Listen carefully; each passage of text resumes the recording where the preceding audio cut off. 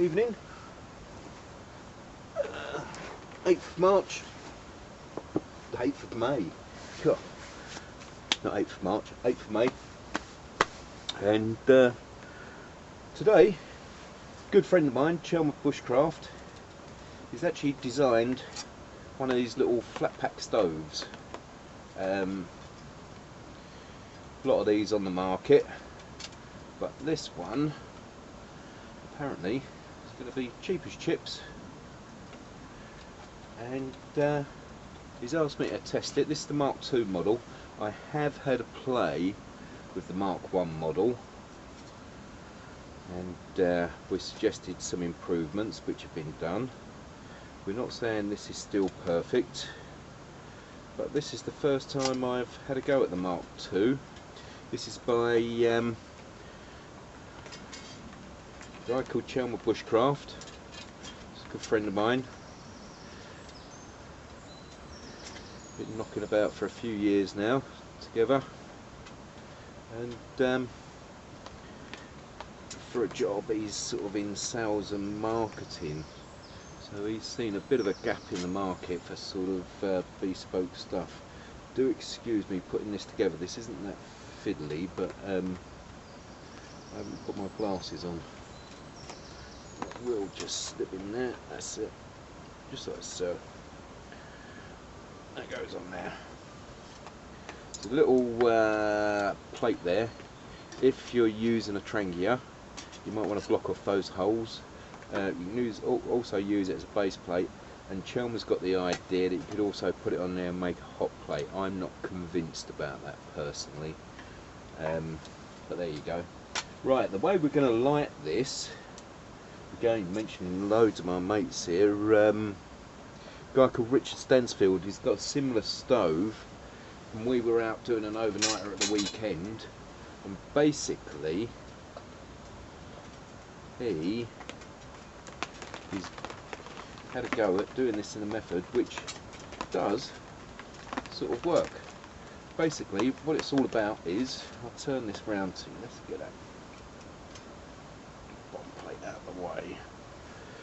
Basically what you do is you cut thumb thickness sticks, lay them so that the ends are facing to the opening. Obviously you want the oxygen drawer going through there.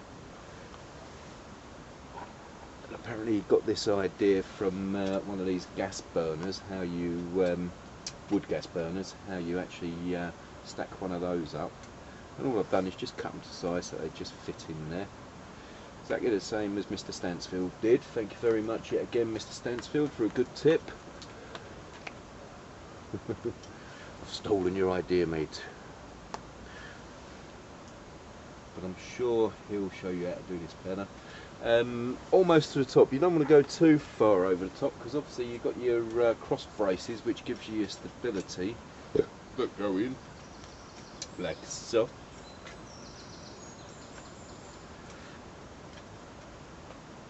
And then, well, let's leave it that way round. All we're going to do, no different to normally starting a fire, is to start a fire just on top of that. So what I should do, I shall give myself another chunk of log like so. Oh, also flat packs nicely, fits into lovely little pouch, which I believe Mr. Chelmer is actually knocking up himself. These obviously he's getting laser cut by a proper metalworking company. Right, so fluffy. Yeah, Fluffy's got plenty of stuff in there. Don't think we're going to need char cloth today. Let's get some birch bark.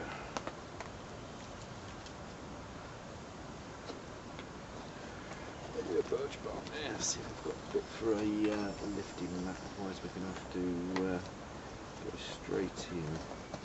Oh yeah. Just a nice little, oh, this looks like leather. Yeah, haven't posted any videos. I've actually made some videos in the last month, but I haven't posted any. I've been so busy. in a week, the first week of April, I was out for a week with the good mates at Wildcrafts. Then I had a week's holiday out in Holland. Then the weekend I got back, it was another weekend out with Wildcrafts. The wife and I have also got an allotment, so fairly good base fire, I think. The wife and I have also got an allotment, so obviously this is the busy allotment season. Just scrunch a load of this silver birch bark up.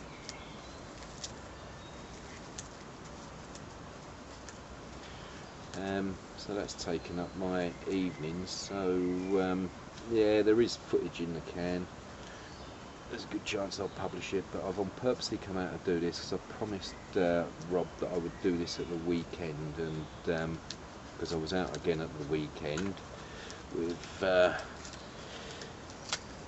fabulous Steve Calder and the wonderful Richard Stansfield.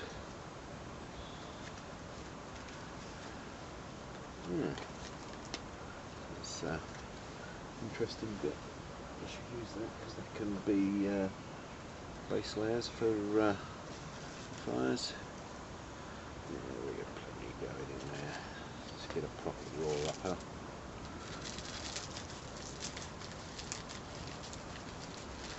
Really want this fine, don't we? We're going to take the spark. Yeah, so I came out this afternoon. I got back from work a little earlier than expected. Yes, it's a little bit drizzly, rainy, but in comparison to the middle of winter when I come out, this is absolutely nothing. I'm also set up in Fault Shenanigans. Those who know it. Needs a little bit of maintenance. It's had no maintenance since last year. It's only held up with straw baling twine, so there we go. Right, we'll give this a little go. Again, this hasn't been used for a week or so, so we shall give this a clean up.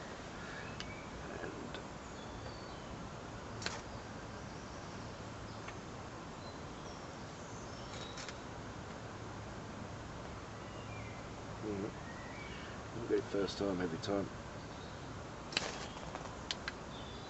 Right, we'll drop straight off. There we go. I'll grab that. We'll get that in the. What's it? And then exactly the same as every other fire. We'll feed that a bit because obviously my kindling is going to be a little bit damp because it's been raining. I'll give that a little bit more oomph. And then we got some kindling. So the idea here is that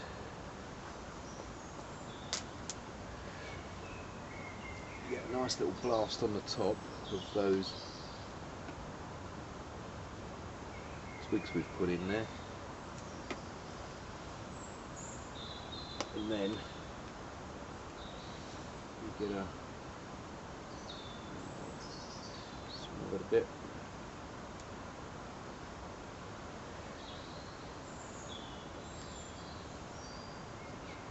Just go in.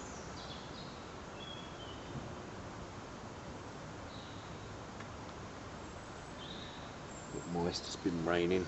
There we go.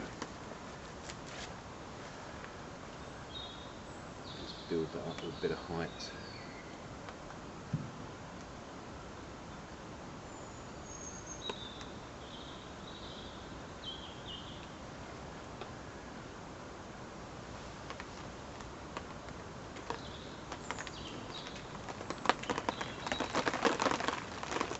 You hear that rain on the tarp overhead. PVC tarps. Right there.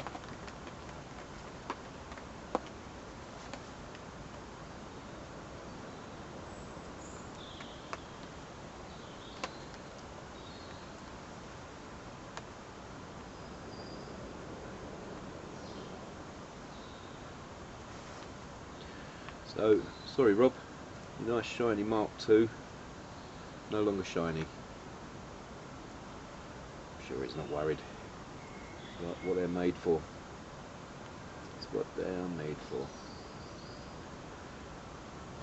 So kindling's a bit damp, but it's no consequence to us. We'll just pile it on. Tight, get some heat in there.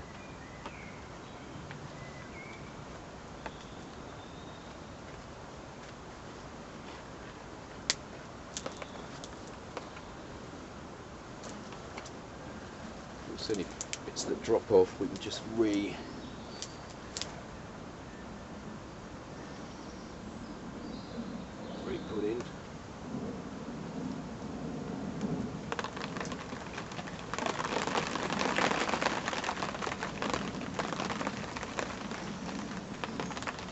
Something quite nice about having this up at level. Hope you can see me through the smoke.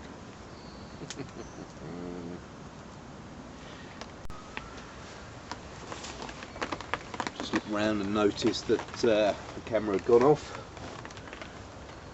So all I've done there, not sure what stage the camera went off. 2 cups of water. I've just put a couple of sticks over the top.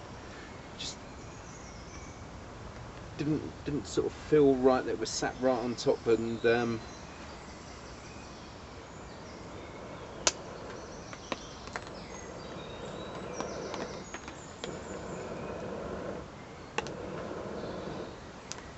sort of affecting the thermal dynamics. So a couple of sticks across the top,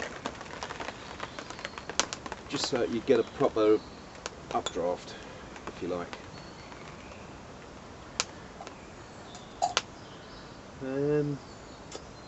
Yes, nice little stove. I'm just wondering whether it just needs to be a little bit bigger.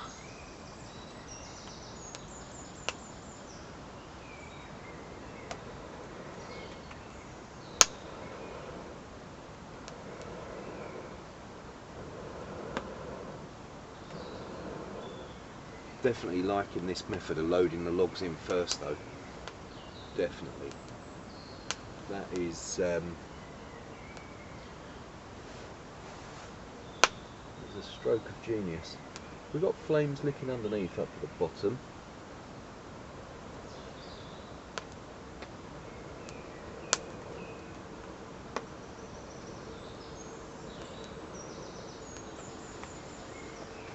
Now, you can hear noises going on in there. And we use the is it boiling method. Well, I must admit I normally wait until there's steam escaping out of the top, and that tells me that it's boiling. But little tip, if you put a stick on the side of your pot, you'll feel it rumbling, and that's not rumbling, so we'll give it a little while longer. But that'll go.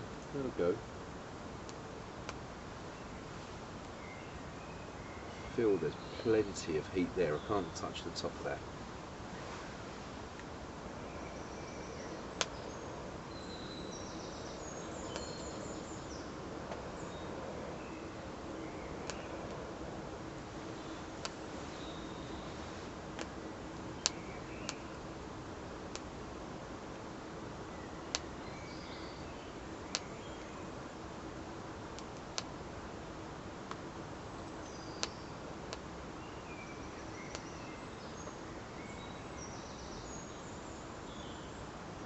No idea how long that's been going.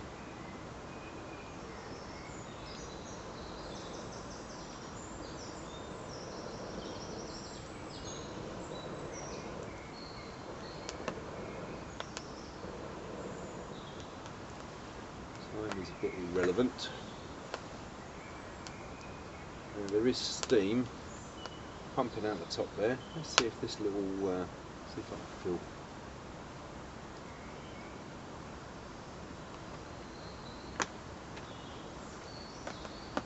Can't quite feel vibrations yet, but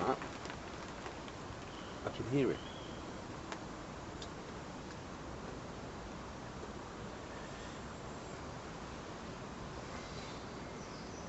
We'll give it a bit longer.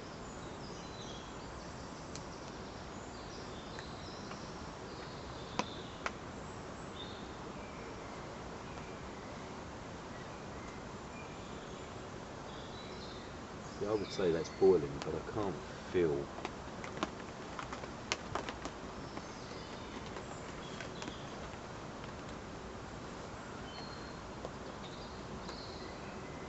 Well, very, very slight. Very, very slight. Let's have a look, see what's going on.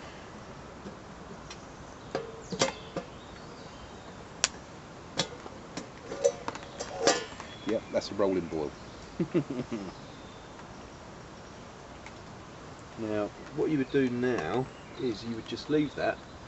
If you want it to cook anything by frying, yeah, that's going to be just like a barbecue with embers. And that's going to last for a long, long time. And that is perfect barbecue.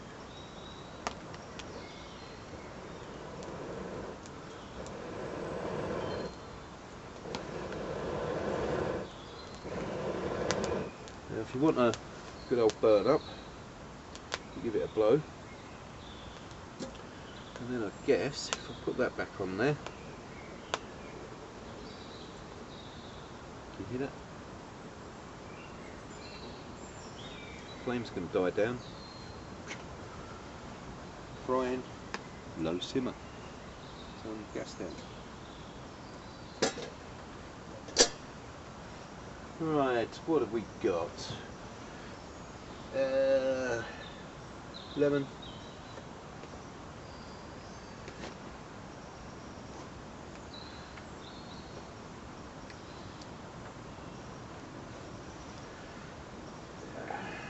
Pocket knife.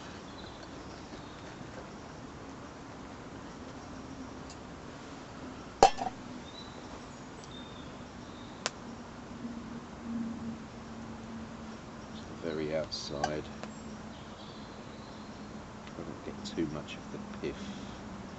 It's literally just the yellow you want.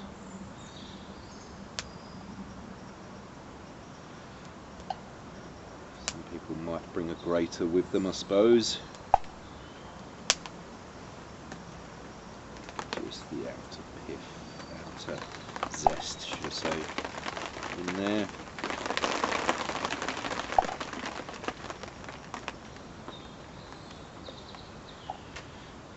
Sorry about the rain on the roof. It happens.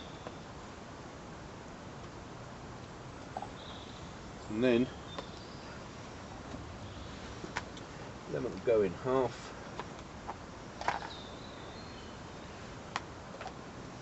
Lemon juice in. I will purposely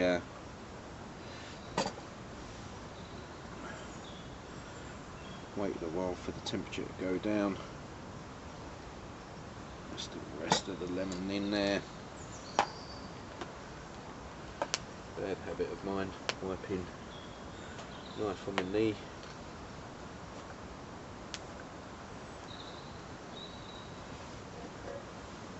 Some of this.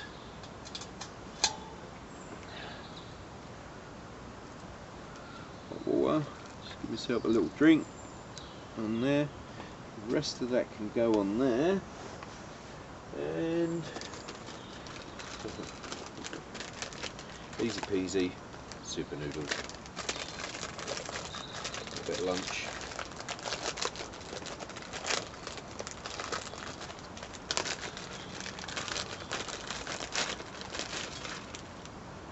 Go in. Take your rubbish home with you.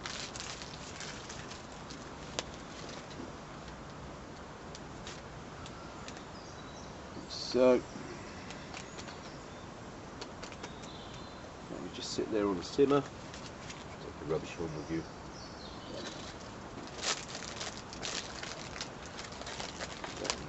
That was taking rubbish home with me.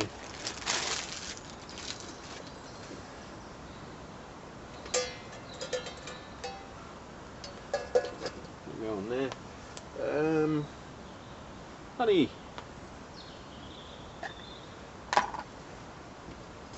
Spoon.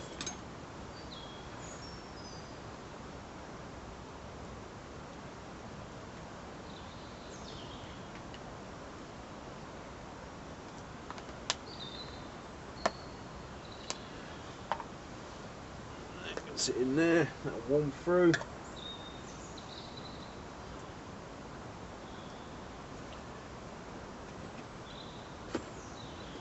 There, the strainer. Yeah, so the Chelmer Bushcraft Mark II stove.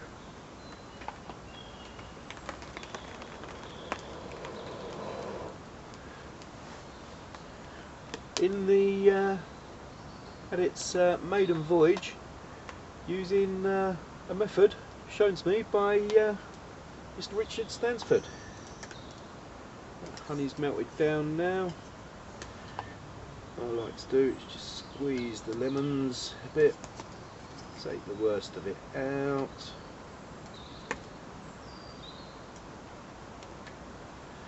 Got a nice honey and lemon drink there.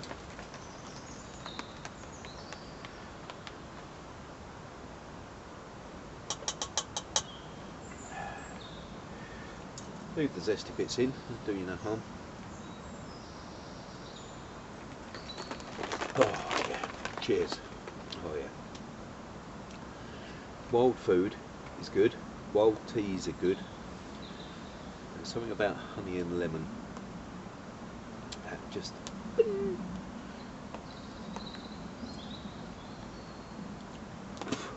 Let's see, a bit of zest can come back out.